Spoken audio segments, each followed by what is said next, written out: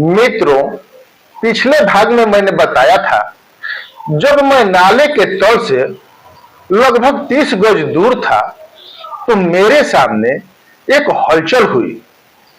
एक सफेद पैर अचानक हवा में ऊपर उठा और जोर से हिला। अगले ही पल एक गहरी गुर्राहट सुनाई दी। बाघ अपने शिकार को खा रहे थे और किसी स्वादिष्ट मांस के टुकड़े को लेकर उनमें झगड़ा हो रहा था। यहां से हम आगे की कहानी कंटिन्यू करते हैं। कई मिनट तक मैं बिल्कुल शांत खड़ा रहा, पैर हिलता रहा, लेकिन गुर्राहट दोबारा नहीं हुई। पास जाना ठीक नहीं था, क्योंकि अगर मैं बिना देखे 30 गज की दूरी तय कर भी लेता और एक बाघ को मारने में कामयाब हो जाता तो दूसरा शायद मुझ पर हमला कर देता और जिस जगह मैं था वहां मुझे अपना बचाव करने का कोई मौका नहीं मिलता। मेरे बाईं ओर सामने और बाघों से लगभग उतनी ही दूरी पर चट्टान का एक टुकड़ा था जो लगभग 10 से 15 फीट ऊंचा था। अगर मैं बिना देखे उस चट्टान तक पहुंच जाता तो मुझे शायद बाघों पर आसानी से निशाना लगाने का मौका मिल जाता।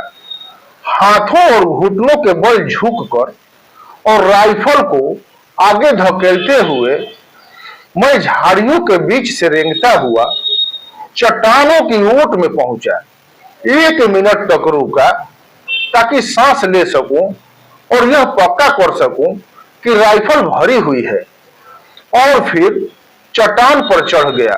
जब मेरी आंखें ऊपर के हिस्से के बराबर आई तो मैंने ऊपर 2 बाघों को देखा। एक गाय के पिछले हिस्से को खा रहा था, जबकि दूसरा पास में लेटा हुआ अपने पंजे चाट रहा था।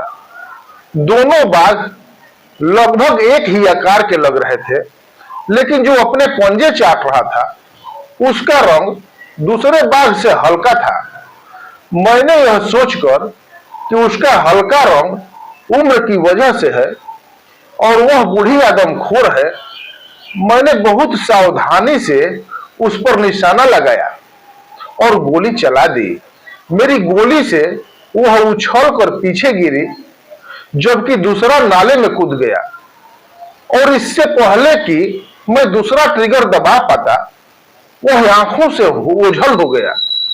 जिस बाघ को मैंने गोली मारी थी वह दोबारा नहीं हिला, और यह पक्का करने के लिए कि वह मर गया है, मैंने उस पर पत्थर फेंके और फिर पास जाकर मुझे बहुत निराशा हुई, क्योंकि मेरे पास से देखने पर मुझे पता चला कि मैंने गलती कर दी है। मैंने मादा बाघ की जगह शावक को गोली मार दी थी। एक ऐसी गलती जिसकी वजह से अगले 12 महीनों में जिले में 15 लोगों की जान चली गई और लगभग मेरी जान जाते जाते बची। निराशा कुछ हद तक इस सोच से कम हुई कि यह जवान बाघिन, भले ही उसने खुद किसी इंसान को न मारा हो, लेकिन शायद उसने अपनी बूढ़ी मां को मारने में मदद की होगी। उसे किसी भी मामले में इंसानी मांस पर पली बड़ी होने के कारण मेरे मन को तसल्ली देने के लिए उसे संभावित आदमखोर माना जा सकता था, जो कि यह अनुमान बाद में सही भी निकला। अगर साथ में औजार हो तो खुले मैदान में बाघ की खाल उतारना एक आसान काम है, लेकिन यहाँ यह काम बिल्कुल भी आसान नहीं था, क्योंकि घने जंगल में मैं अकेला था और मेरा एकमात्र सामान एक पेन नाइफ यानी छोटा चाकू था। हालांकि मुझे आदमखोर बाघ से कोई खतरा नहीं था, क्योंकि बाघ कभी भी अपनी जरूरत से ज्यादा शिकार नहीं करते, लेकिन फिर भी मेरे मन में यह बेचैनी थी कि बाघिन वापस आ गई होगी और मुझ पर नजर रख रही होगी।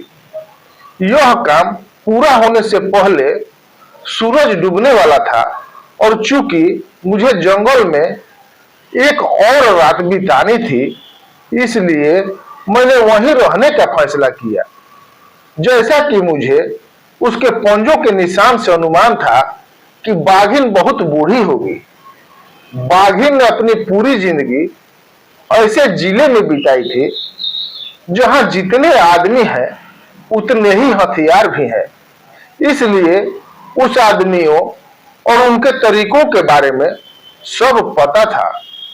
फिर भी इस बात की थोड़ी संभावना थी कि वह रात में कभी भी शिकार के पास वापस आ सकती है और सुबह रोशनी होने तक आसपास रह सकती है। रात बिताने के लिए पेड़ चुनने के मेरे पास ज्यादा विकल्प नहीं थे। जिस पेड़ पर मैंने पिछली रात बिताई थी वह सबसे ज्यादा असुविधाजनक पेड़ साबित हुआ, लेकिन फिर भी मैंने उसी पेड़ पर रात बिताने का फैसला लिया।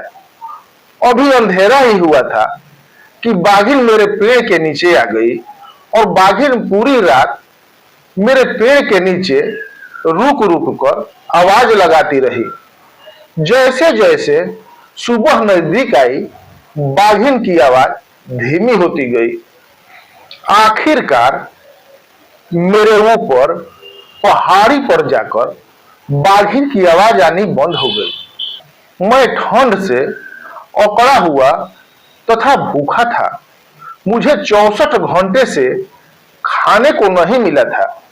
मेरे कपड़े मेरे शरीर से चिपके हुए थे क्योंकि रात में 1 घंटे तक जोरदार बारिश हुई थी। जब दिन का उजाला हुआ तो मैं पेड़ से नीचे उतरा और बाघ की खाल को अपने कोट के अंदर डालकर मैं डालकनिया के लिए निकल पड़ा। मैंने पहले कभी गीली हालत में बाघ की खाल का वजन नहीं किया था। खाल के साथ साथ सिर और पंजे भी थे, जिन्हें मैं उस दिन 15 मील तक ले गया था। ये इतने वजनी थे कि इन्हें अपने साथ ले जाने में मैं थकान महसूस कर रहा था। एक आंगन जिसमें नीली स्लेट की बड़ी बड़ी पट्टियों से पेंट किया गया था, उसमें 12 कमरे थे। मैंने अपने लोगों को 100 या उससे ज्यादा गांव वालों के साथ बातचीत करते हुए देखा। 2 घरों के बीच 1 गज चौड़ी गली में मेरा आना किसी ने नहीं देखा, और जब मैं खून से लथपथ और थका हारा बैठे हुए लोगों के पास लड़खड़ाता हुआ पहुंचा तो मेरा इतना भव्य स्वागत हुआ जिसे मैं अपने जीवन में कभी भूल नहीं सकता। मेरा 40 पाउंड का टेंट गांव से 100 गज दूर एक खेत में लगा हुआ था। मैं मुश्किल से टेंट में पहुंचा ही था कि मेरे लिए चाय एक मेज पर लगा दी गई। बाद में गांव वालों ने मुझे बताया कि मेरे आदमी जो सालों से मेरे साथ रहे थे और कोई ऐसे ही अभियानों में मेरे साथ गए थे, वे मानने को तैयार नहीं थे कि आदमखोर बाघ मुझे अपना शिकार बना लेगा। वे मेरे लौटने की उम्मीद में रात दिन केतली में पानी उबालते रहते थे। और तो और उन्होंने डलकनिया और आसपास के गांवों के मुखियाओं का जोरदार विरोध किया था, जो अल्मोड़ा और नैनीताल को यह रिपोर्ट भेजने वाले थे कि मैं लापता हो गया हूं। मेरे स्नान करने के लिए एक बाल्टी में गर्म पानी लाई गई, जिससे मैंने खुले में ही स्नान किया।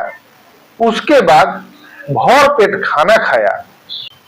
फिर मैं रात को सोने के बारे में सोच ही रहा था कि बिजली की चमक और उसके बाद जोरदार गड़गड़ाहट ने तूफान के आने की खबर दे दी। खेत में टेंट की खूंटियां ज्यादा मजबूत नहीं होती, इसलिए जल्दी से लंबी लंबी लकड़ियां मंगाई गई और उन्हें जमीन में मजबूती से गाड़ दिया गया। इन लकड़ियों से टेंट की रस्सियां बांध दी गई। ज्यादा सुरक्षा के लिए कैंप में मौजूद सभी रस्सियों को टेंट के ऊपर क्रॉस करके बांध दिया गया और उसे लकड़ियों से कस दिया गया। हवा और बारिश का तूफान 1 घंटे तक चला। यह उन सबसे खराब तूफानों में से एक था। कई रस्सियां कैनवस से फट गई, लेकिन लकड़ियां और क्रॉस की हुई रस्सियां टिकी रहीं। मेरा ज्यादातर सामान पूरी तरह भीग गया था और टेंट के एक सिरे से दूसरे सिरे तक कोई इंच गहरी एक छोटी सी धारा बह रही थी। हालांकि मेरा बिस्तर भीगने से बच गया था। 10 बजे तक मेरे आदमी गांव वालों के दिए हुए घर में सुरक्षित पहुंच गए थे, जबकि मैं एक भरी हुई राइफल साथ लेकर सोने के लिए वहीं लेट गया। अगले दिन मेरा सामान सुखाने और बाघ की खाल को साफ करने और फैलाने में बीता।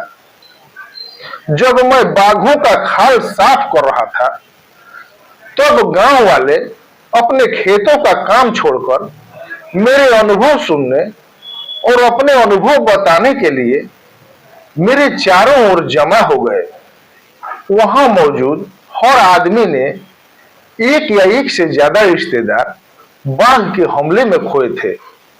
कई लोग तो ऐसे थे जिनके शरीर पर आदमखोर बाघ के दांत और पंजों के निशान थे, जो कभी मिटने वाले नहीं थे।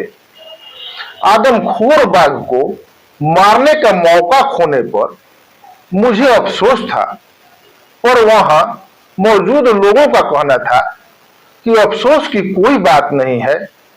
ये वाला बाघ भी आदमखोर ही था, जिसे आपने मारकर अच्छा किया है।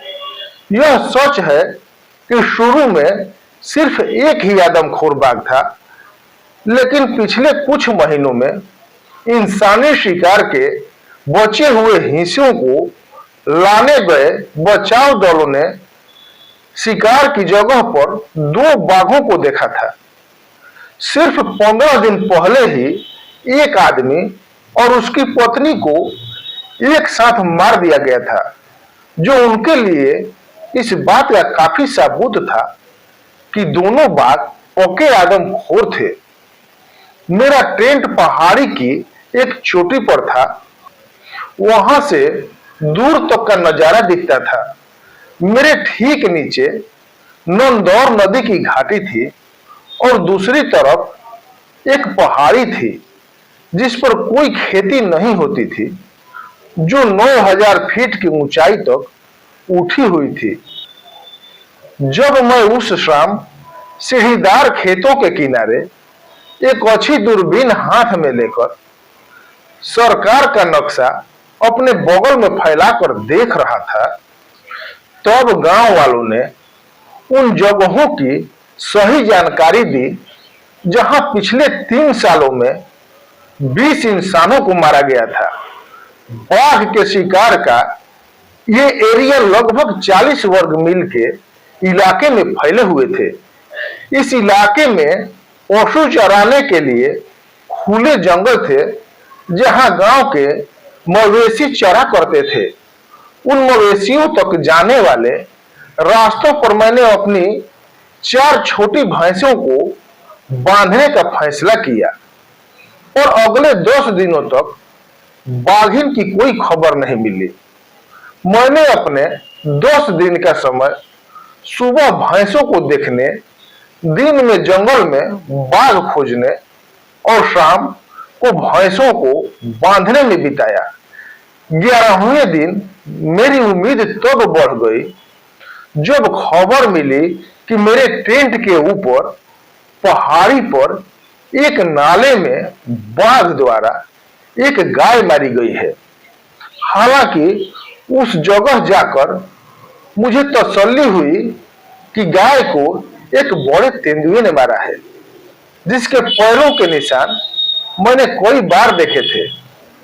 गांव वालों ने शिकायत की कि तेंदुआ कई सालों से उनके मवेशियों और बकरियों को मार रहा है, इसलिए मैंने उसके लिए घात लगाकर बैठने का फैसला किया।